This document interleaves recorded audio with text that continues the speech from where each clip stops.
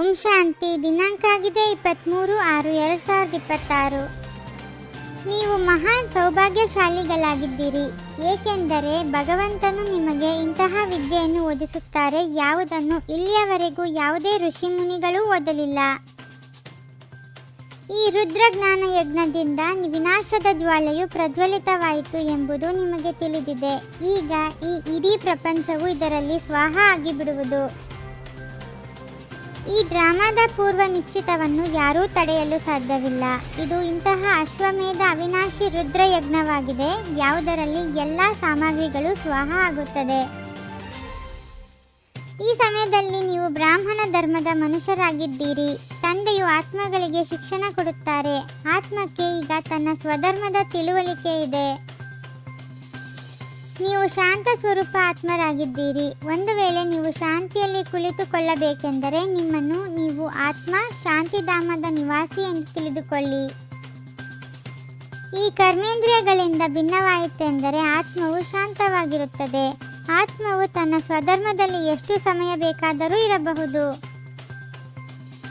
ಒಂದು ವೇಳೆ ಈ ಶರೀರದ ಮೂಲಕ ಕೆಲಸ ಮಾಡಲು ಇಷ್ಟವಿಲ್ಲದಿದ್ದರೆ ಶಾಂತಿಯಲ್ಲಿ ಕುಳಿತುಕೊಳ್ಳಿ. ಇದು ಸತ್ಯವಾದ ಶಾಂತಿಯಾಗಿದೆ.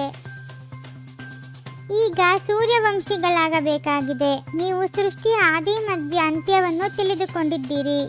ನೀವು ಎಷ್ಟೊಂದು ಭಾಗ್ಯಶಾಲಿಗಳಾಗಿದ್ದೀರಿ. ಈಗ ನೀವು ಈಶ್ವರ್ಯ ವಿದ್ಯೆಯನ್ನು ಓದುತ್ತಿದ್ದೀರಿ. ಪರಮಪಿತ ಪರಮಾತ್ಮನು ನಿಮಗೆ ಓದಿಸುತ್ತಿದ್ದಾರೆ. ಇದು ಸದಾ ಬುದ್ಧಿಯಲ್ಲಿರಬೇಕು.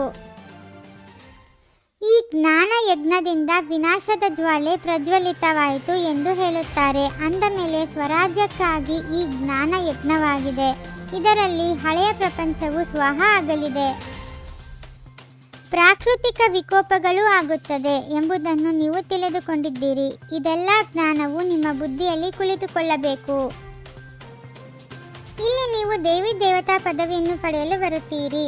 ಇಲ್ಲಿ ನೀವು ಬರುವುದೇ ಮನುಷ್ಯರಿಂದ ದೇವತಾ ಪದವಿಯನ್ನು ಪಡೆಯಲು. ಎಲ್ಲ ಗುಣಗಳನ್ನು ಇಲ್ಲಿಯೇ ನೀವು ಧಾರಣೆ ಮಾಡಬೇಕಾಗಿದೆ. ಲಕ್ಷ್ಮೀನಾರಾಯಣರ ಸಮಾನ ಆಗಬೇಕಾಗಿದೆ.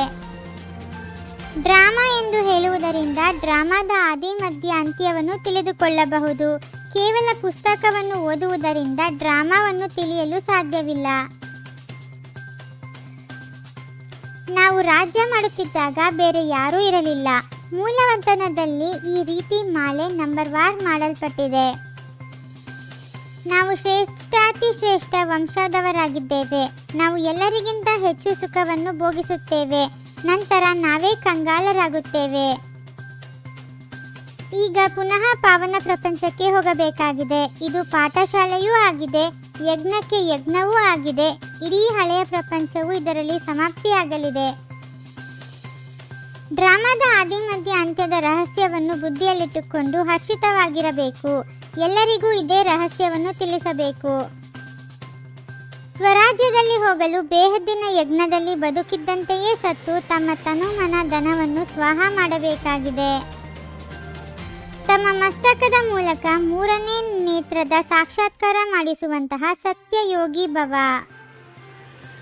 ಒಬ್ಬ ತಂದೆ, ಇನ್ನೊಂದು ನಾನು, ಮೂರನೆಯವರು ಯಾರೂ ಇಲ್ಲ. ಇಂತಹ ಸ್ಥಿತಿಯು ಯಾವಾಗ ಆಗಿಬಿಡುತ್ತದೆಯೋ ಆಗ ಮೂರನೇ ನೇತ್ರದ ಸಾಕ್ಷಾತ್ಕಾರ ಆಗುವುದು. ಪ್ರಶ್ನಚಿತ್ತರು ಆಗುವುದು ಅರ್ಥಾತ್ ಬೇಸರವಾಗುವುದು ಮತ್ತು ಬೇಸರಪಡಿಸುವುದು. ಓಂ ಶಾಂತಿ. 21 ಜನ್ಮಗಳಿಗೆ 21 ಪರಮಾತ್ಮನ ಮಹಾವಾಕ್ಯಗಳನ್ನು ಆಲಿಸಿ ಹಾಗೂ ನಿಮ್ಮದೇ ಆದ ಈ ಚಾನೆಲ್ಗೆ ಲೈಕ್ ಮಾಡುವುದನ್ನು ಮರೆಯದಿರಿ.